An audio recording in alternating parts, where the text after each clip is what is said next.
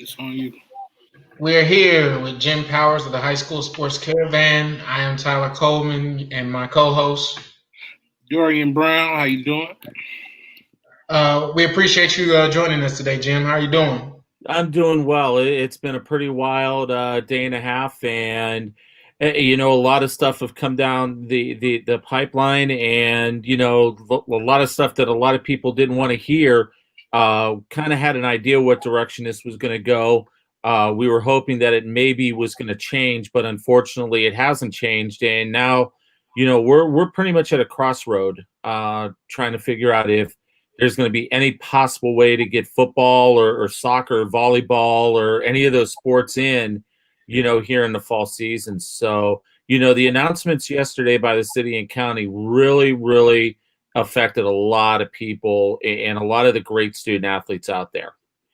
Let's kind of fill some people in a little bit. The St. Louis County and the St. Louis City guidelines were both released yesterday. The rest of the state of Missouri is playing football except for St. Louis. Speak a little bit about those guidelines that came out yesterday. Yeah, I mean, pretty much the city and the county are pretty much the same for the most part. One of the recommendations from the sports medicine task force that Dr. Page and Dr. Eccles with the city did take was they put a moderate level in. Okay, and that's good because you've got volleyball, you've got field hockey, you've got soccer, and a few other sports into that moderate level. So that was one thing that came out of this that was good.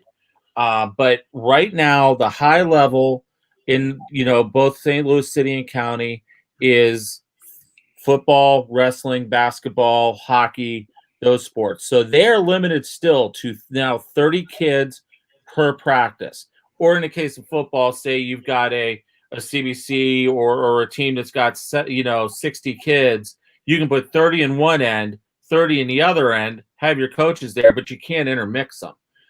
You can start doing a little bit of hitting now, but you can't inter-squad. That's still off the table. In the city, the big difference is you can only have 11 kids per practice.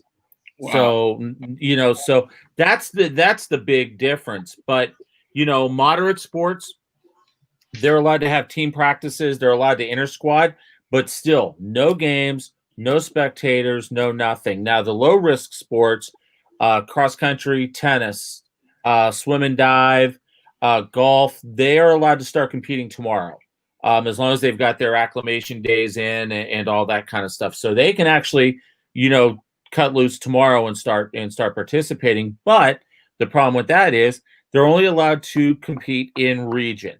So basically what the city and county are saying the region is St. Louis City, St. Louis County, St. Charles, Franklin, and Jeffco. Not a lot of room to maneuver here. You can't go to a big meet out in Kansas City. You can't go down to Springfield to play in a golf tournament. And if that doesn't get rectified, teams are not going to be able to participate in the state championships in those sports because the cross-country championships in Columbia, the golf championships are down in the Springfield area.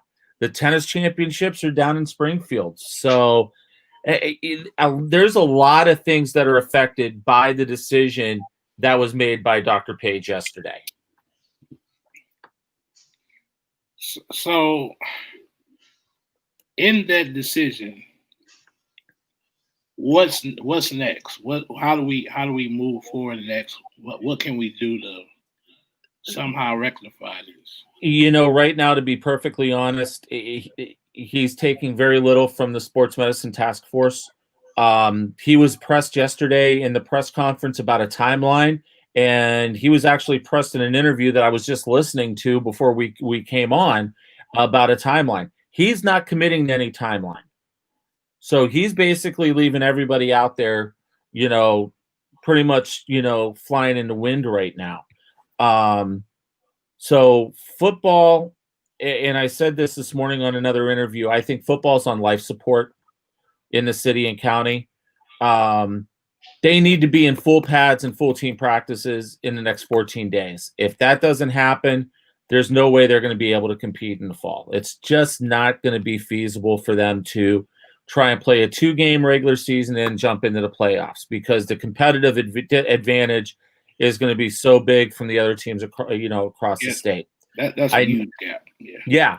I know in talking to a lot of the ADs over the last couple of days, they are hoping that possibly some of the restrictions for the moderate sports are going to get lifted by the end of the month in the next 2 weeks or so.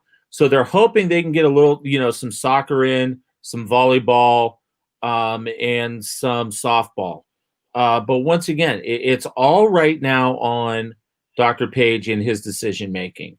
The biggest frustration for the ADs and for the parents and for the student athletes and the coaches and all that is, nobody knows why he's making these decisions. There has not, and I want to repeat this, there has not been a documented case of athlete to athlete transmission during a practice or during a competition. There's none. The number is 0. And we're talking the number is 0 in Jefferson County, who's playing football and sports right now. The number is 0 out in St. Charles County, who's playing sports right now. That's the main thing that everybody doesn't understand is he's not looking at these numbers the correct way. The task force, the sports medicine task force is, and they've done a great job. And they've done everything that they've needed to do to get the kids out there in a safe and healthy manner. And let me preface the rest of this by saying we all want the kids to be safe. We want the coaches to be safe. We want everybody to be safe. But you look at the other parts of the state that are doing this, they're doing it and they're being very safe. Now, the other part of this situation is they're using the numbers 15 to 19-year-olds. There's no mandatory testing. There's no mandated testing. 9 times out of 10, the only way that a high school student is going to get tested is if they are showing symptoms or they have been exposed to somebody with it. So there's where the positivity number of 20% lies, is you've got that. But the other part of it too is you've got 19-year-olds lumped into that. How many 19-year-olds do we know that are still in high school playing high school sports?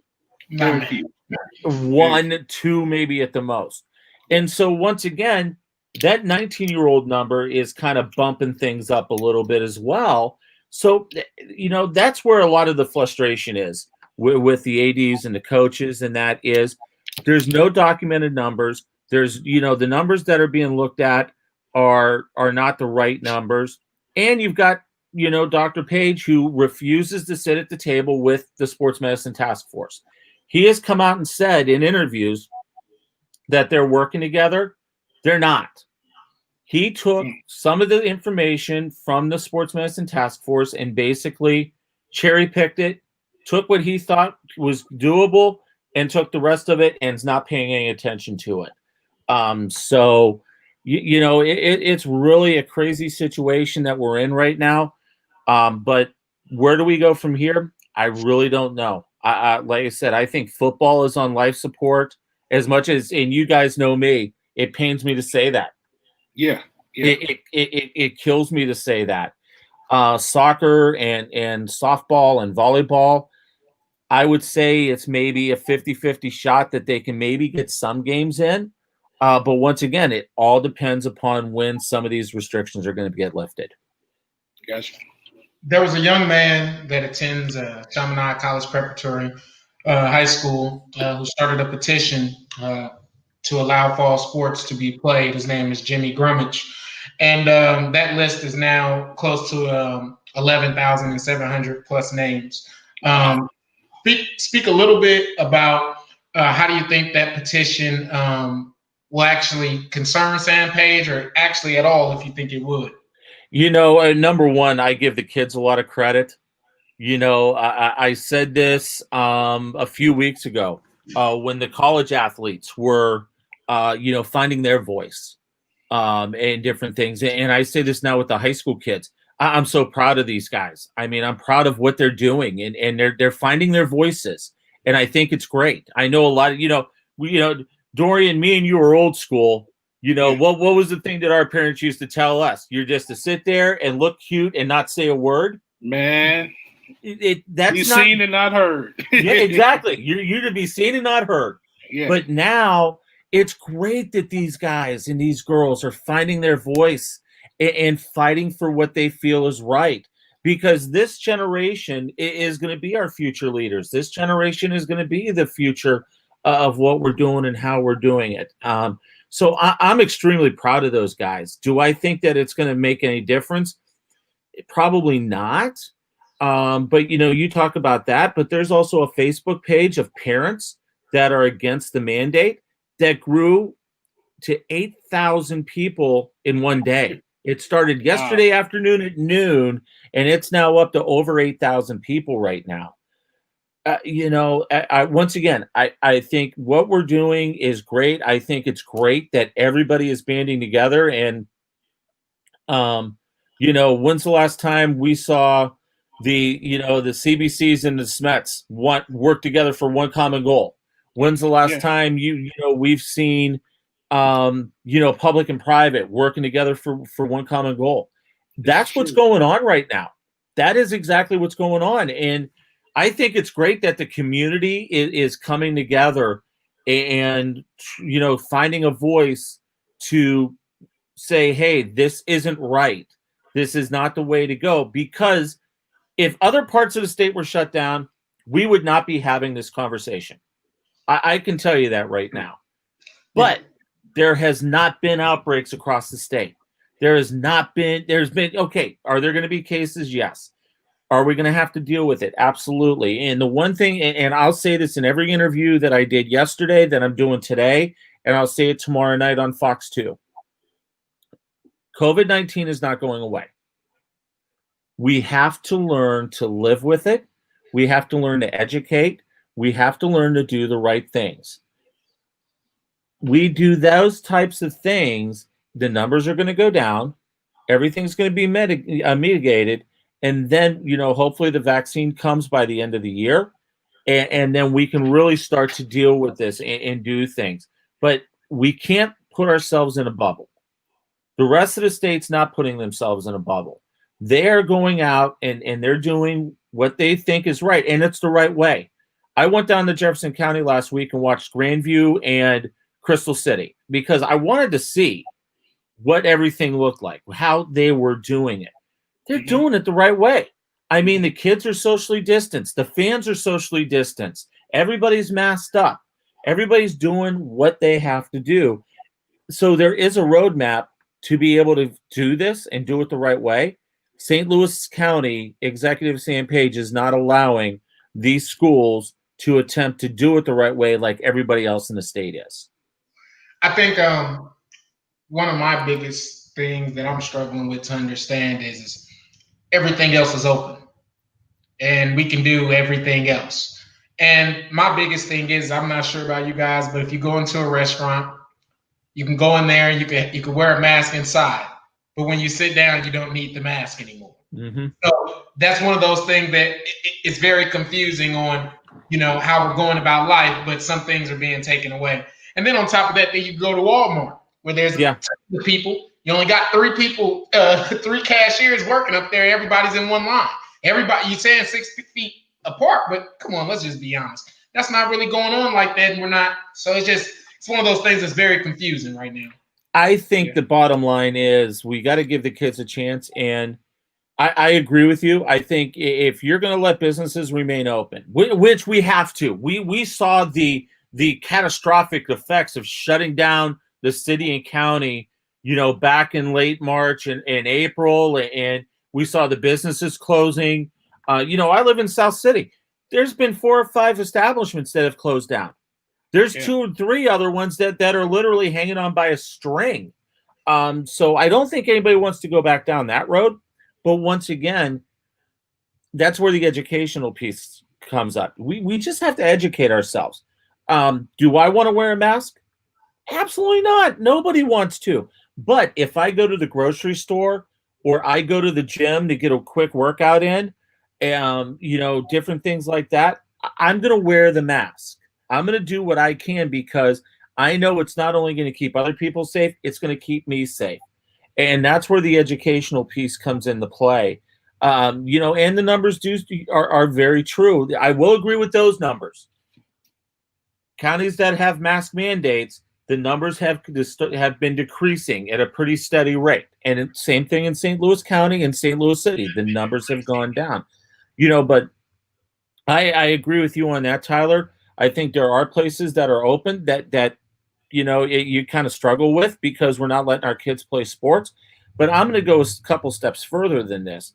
The part that I am very concerned about is twofold. Number one, these kids trying to get scholarships. These kids trying to get tape. They're trying to get reps. They're trying to get numbers. Now, obviously, the landscape of recruiting is going to change. The NCAA coaches, the Division I coaches at least, just finally are able to get on the ground running a little bit and able to do some different things. And that's if their campus allows them to go off campus to recruit. So I think what you're seeing is you're going to see the high school coaches have to take a little bit more of a proactive approach in, building some film and some different things along those lines, utilizing practice sessions to build that type of stuff, because you're going to have to do a lot of different things when it comes to recruiting. And plus, to be perfectly honest, for some of these kids, it's their only way out. Yeah. It's their only way that they can get out of a really bad situation and better themselves and get a higher education and get a degree and do different things. And that's the part that's killing me. But the other part of it too is the mental side of it. You've got kids that are sitting in front of a laptop for 3-4 hours a day, doing their studies, doing, the kids that are working virtually. They look forward to 2:45 or 3 o'clock when they can get out of the house. They can go to practice. They can see their friends. They can do different things. I mean, they can run, they can lift, they can do whatever. Can you imagine if those kids didn't have that? Number one, those kids are going to throw in the towel. They're going to say, "What am I doing? Why are we doing this?" A lot of kids' motivation in school is to play sports. Absolutely. I know that was me. Yeah, 100%. 100%. And Coach Reed said something on the interview yesterday that I really liked. He said he was talking a little bit about the kids, their mentors, the people that are with them every day. They're not there to make sure that they're helping them like they're supposed to. So that's a big struggle as well too right now. Yeah. So the mental side of it really bothers me, because if the kids aren't engaged, they're doing different things and they're stuck in front of a computer. They don't have practice to go to. They don't have things to do. What's going to happen? They're going to go out. They're going to do stupid stuff. They're going to end up, not being at a place they're not supposed to be, and that turns into a really, really bad situation. And so that's the two things that I'm really, really concerned about is, the recruiting side of it for a lot of these kids, but the mental side of it, because, it's tough. I worked from home with my job at Maryville for 4.5 months. We were finally allowed back on campus, the beginning part of August. And I'm telling you, it was great for me to be able to get to campus 2 days a week or 3 days a week, because I got tired of seeing the four walls here, because it was either work or go work out and walk the neighborhood. And, you go stir crazy a little bit. I can only imagine what these kids are going through. Oh, man. At 14 through 18, maybe 19, there's no way you can keep me in the house. Yeah. Oh, yeah, absolutely. 24 hours. No way. No, I was the same way back in the day. I mean, I school, practice, hang out at a buddy's house, summertime, leave at 9 a.m, go to the playground, play ball, come back at 9 o'clock at night. It's tough. It is extremely tough. And it's been a tough 6 months for these kids. You lost the spring sports. Now you're on the cusp of losing a lot of the fall sports. I mean, you've got kids that haven't played a high school competition since the last high school competition before St. Charles and Jeffco started playing. was the CBC Howe game up at Howe Central in the district in the state quarterfinal, because those kids didn't get a chance to play down at state. I mean, that's the last time that we've seen that type of competition for the kids in St. Louis County, and it's been way too long. Hey Jim, I got one final question for you. Let's speak a little bit about the possible spring option that Misha also presented. Speak a little bit about the deadline for that and what kind of challenges you think that has on high schools. I give Misha a lot of credit. They tried to figure out something that was going to be doable for schools in case they couldn't get a fall season in. I'm going to tell you right now, there are probably some schools in the St. Louis area, if they don't have football in the fall, they're not going to have football at all this year. This spring schedule brings up way too many things. Number one, a lot of those kids that are D1 athletes that have already signed with Division I schools, they're early grads. They're going to be on college campuses in January. A lot of those other kids, their college coaches they're not going to want them to play spring football. So, you've got that aspect of it. You've also got the aspect of staffing. You've got the aspect of officials. That really, I mean, and I'll say this because I am an official. Nobody's talking about the officials in this whole thing. We're talking about the coaches and the ADs and the kids and everything. Nobody's talking about the officials and all of this stuff. But lost wages. Absolutely. I mean, typically on a Thursday night, I would be out at a gym refereeing a volleyball match. I mean, that's kind of where it's all at right now. But the thing with the spring is, I think there are a lot of logistical hurdles that are going to have to be jumped. You're asking kids to move their spring sports once again after they lost last year to start in early May, finish at the end of June. That takes them out of their summer baseball stuff. That takes them out of summer track. A lot of them, it takes them out of AAU basketball and in club sports, volleyball. Spring is a big time for volleyball. Spring is a huge time for club volleyball. So that's where I'm going to be very interested to see how some of the schools approach moving their fall sports if they have to the spring, see how many actually will do it, or how many may just say, listen, we cannot do it. It's not feasible and we can't pull this off. So, I think Misha did a great job in trying to figure it out. It's not the perfect system. I hate the Illinois system. I'm just going to be perfectly honest. Those spring sports kids got absolutely hosed. They lost the season last year. This year, they go to 6 weeks of competition, and then you cap them at 3 games a week, and you're playing until the middle of June. Football, I understand it, but if I'm Coach Sunk over at East St. Louis, do I think Macon's going to be my quarterback in the spring? Absolutely not.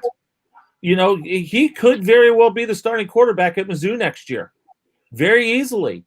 True. And, I know Drink's not going to let him play or going to want him to play, and I don't think, Sunk is one of those coaches where he realizes he reads the tea leaves and he gets that he doesn't want this kid to get hurt because he's got a great future in the SEC leading a Mizzou team. So, I think I think everybody's trying to do the best that they can. I just don't think they thought through a lot of these logistical issues that is going to be posed to the schools. Oh man, it's a lot to take in. We thank you, Jim, for joining us, giving us all this great information. Make sure you tune in tomorrow night, Fox 2. What time, Jim? 10:10 from Charlie Marlowe up in the studio, and I'm here in South City in the man cave. Doing it via Skype. So, and we've had a lot of fun with it. And, it's great to get out to see some games. And it's nice because I can be home and I can actually have 4 or 5 games up on my screens here and keep an eye on what's going on. And actually polo shirt and shorts for the prep zone is perfect. It's awesome. I love that look right now. So. Got you. Well, this is Dorian Brown, Tyler Coleman, Jim Powers. Thank y'all for tuning in. And make sure you sign that petition. Make sure you join the parents group. Make sure you stay active and involved. See y'all when we see y'all. Peace. Appreciate you, Jim.